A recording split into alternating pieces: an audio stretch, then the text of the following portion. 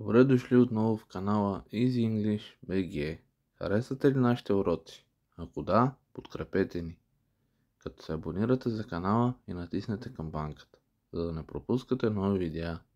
Благодаря! Днес ще вземем урок 15. Have to, don't have to. Have to трябва, задължение. Don't have to не е нужно, няма задължение. Позиция в изречението. Subject плюс have, has to плюс verb.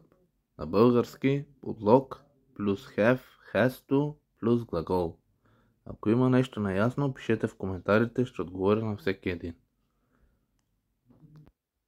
Нека повторим още един път. Позиция в изречението. Подлог плюс have, has to плюс глагол.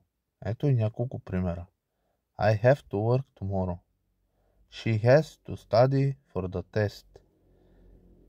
Може да напишете вашите преводи в коментарите под видеото, за да видим дали сте запомнили как се превежда и дали превеждате правилно.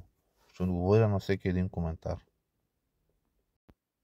Сега нека разгледаме отрицателни изречения. Подлог плюс don't, doesn't, have to плюс глагол. Ето и един пример. They don't have to work. Както виждате, когато правим отрицателни изречения, слагаме първо подлог, след това don't on doesn't, have to и най-накрая глагол. Ако има нещо неясно, пишете в коментарите. Ще ви обясня по-подробно. Също така не забравяйте нашата Facebook страница, там ще намерите още материали. Линк в описанието. Сега нека направим упражнения. Попълнете изреченията с have to, don't have to, has to, doesn't have to.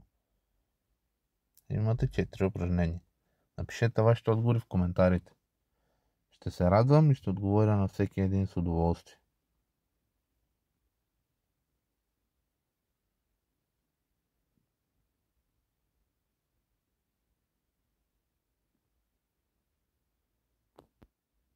Верни отговори. I have to get up early. Защото трябва. Той трябва да стане рано.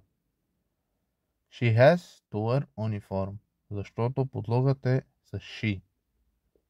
We don't have to eat if we do want to. Защото няма задължение. Затова използваме don't want to. He doesn't have to help his parent.